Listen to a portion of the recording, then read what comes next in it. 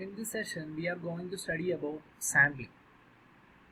Sampling means it is the process of converting a continuous time signal to discrete time signal. This is the continuous time signal and this is the discrete time signal. And we know for this conversion, we need a sampling frequency. We are choosing the sampling frequency as Fs or the time interval as Ts. So actually, sampling is the process of converting a continuous time signal to discrete time signal by measuring the amplitudes of the continuous time signal. So we are measuring the amplitudes at some regular intervals, that is Ts. At Ts, 2Ts, 3Ts, we are measuring the amplitudes of the original signal or x of t. We are measuring the amplitudes at Ts, 2Ts, and this Ts is the sampling time interval.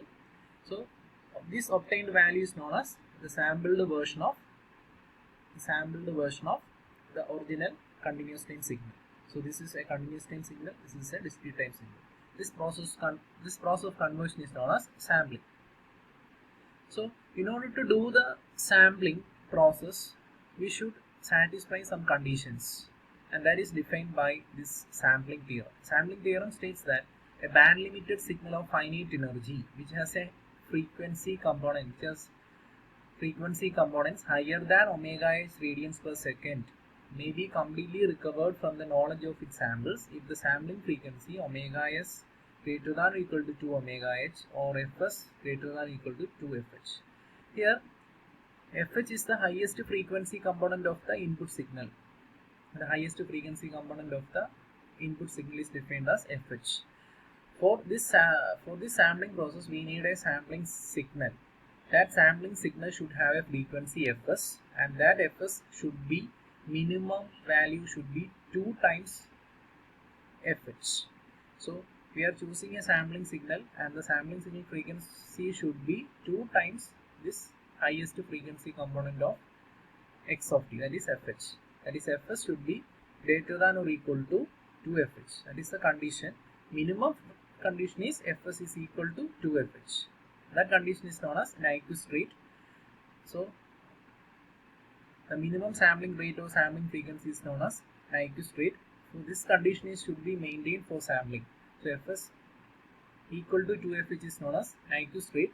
The sampling theorem states that fs should be greater than or equal to 2fh. If this condition is satisfied, then we can recover the original signal from its sampled version. That is the original signal. This is the original signal. This original signal can be recovered from this sampled version only if fs is greater than or equal to 2fh. This condition should be maintained while sampling. So this is known as Nyquist rate. Nyquist rate is the minimum sampling frequency. Minimum sampling frequency is known as Nyquist rate. The inverse of Nyquist rate is known as Nyquist interval. That is 1 by fs, which is equal to 1 by 2fh. That value is known as Nyquist interval. Next, we are going to derive the sampling theorem.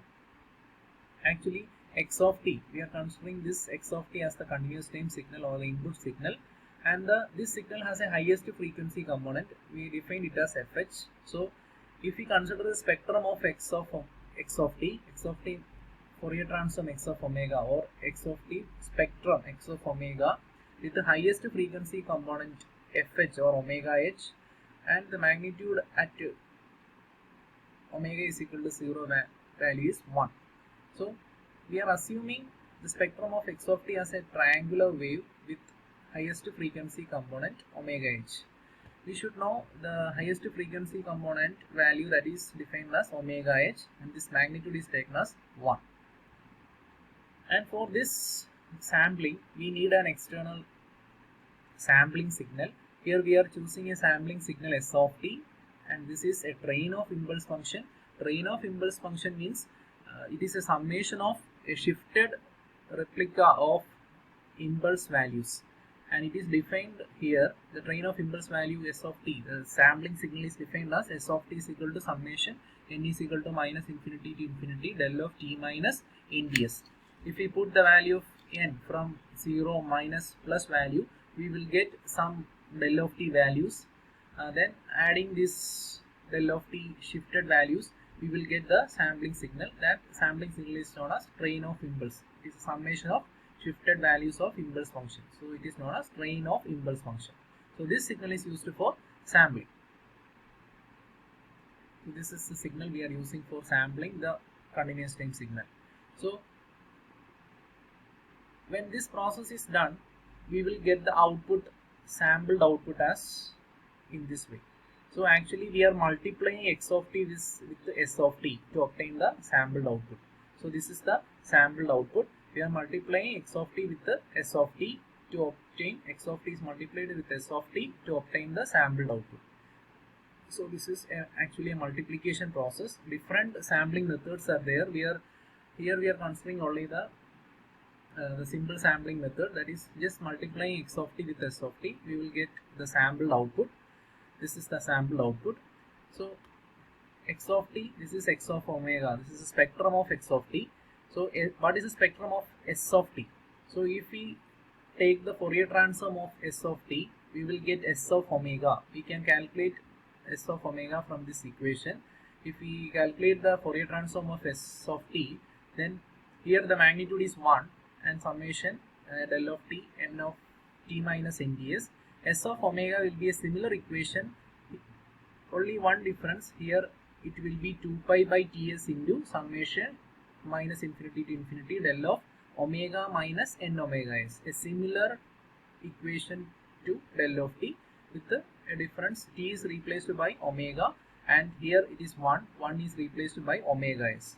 So if we draw the spectrum of the sampled output of s of t, then we will get a similar figure to s of t with the difference, here 1, here it is omega s. So that derivation is not mentioned here. So this is the sampled output of the sampling signal. So this is the sampled output of input signal. This is the sampling signal we are choosing, and the minimum frequency of this sampling signal should be 2 times the highest frequency component of this signal. So the spectrum of s of t is defined as s of omega. Next, in the time domain, we are multiplying x of t with the s of t to obtain the sampled output. This is the sampled output. So we have to calculate the sampled output spectrum. That is our aim. That is x del of t is the sampled output.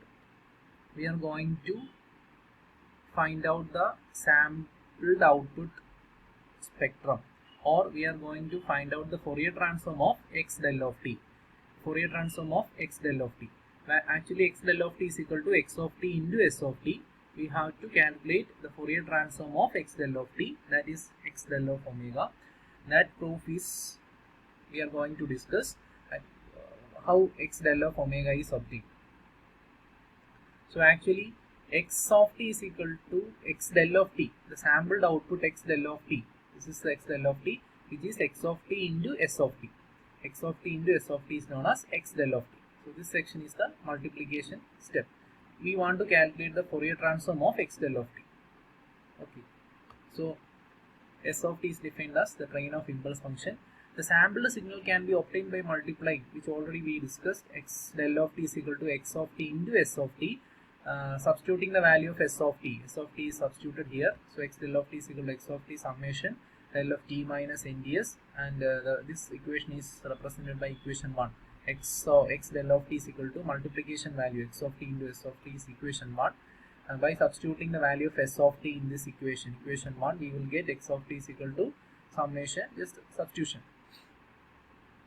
So applying the property of impulse function, which we already studied, x of t into del of t minus t naught is actually x of t naught into del of t minus t naught. This property is applied here. X of t into del of t minus t naught is x of t naught. This is t naught.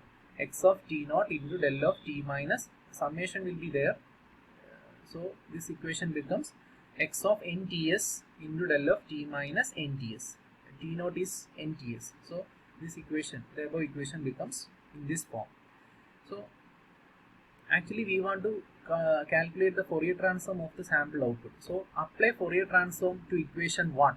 Equation 1 is this one, x of t into s of t, because x of t into s of t is known as del of t. In time domain, x del of t is x of t into s of t. In time domain, x of t into s of t, x of t into s of t is known as the sampled output. In frequency domain, we are calculating the Fourier transform value.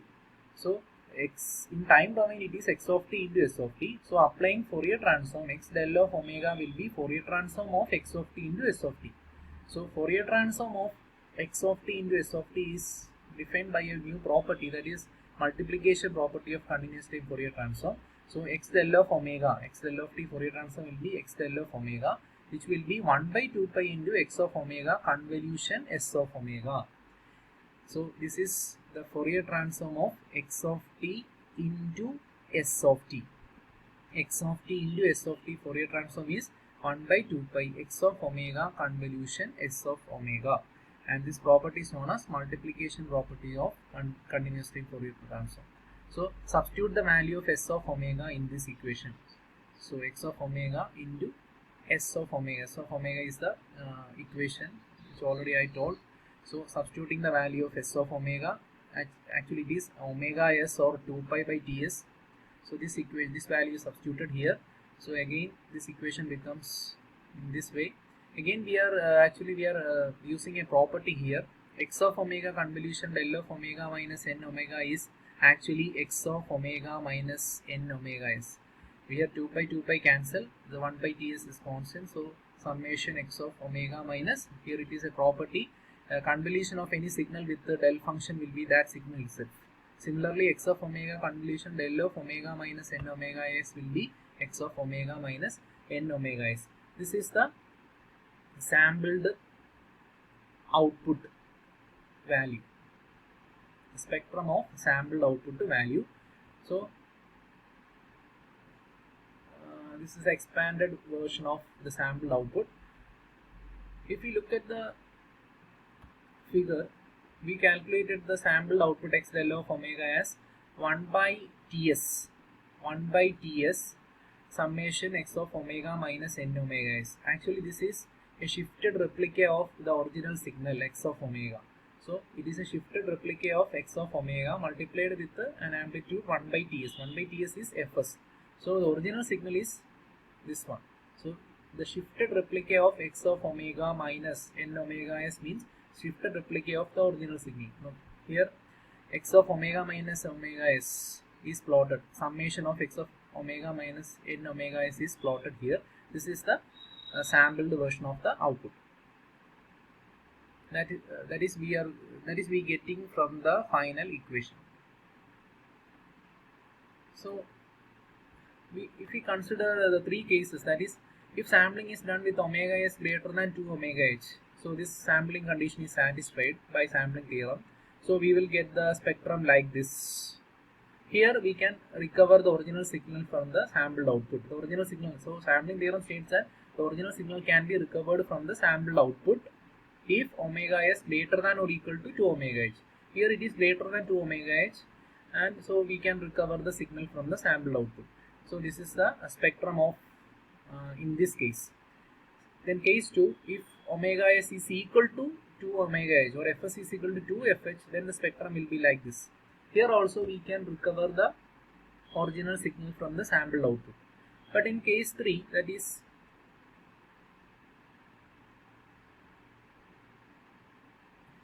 actually it is omega s less than 2 omega h, not greater than. If it is omega s less than 2 omega h, here the signal cannot be recovered, so you should correct it, omega s less than 2 omega h. In this case we cannot recover the original signal from the sample output, because here some overlapping of high frequency components will occur, and this overlapping is known as aliasing. So original signal cannot be recovered from the sample output because of this overlapping of the high frequency component. And this overlapping of high frequency component is known as aliasing, overlap in the high frequency component. That process is known as aliasing, and this is an error that we are occurring if the sampling condition is not maintained. So in order to avoid this aliasing, we can follow these two methods to avoid aliasing. So this is sampling theorem. Okay, thank you.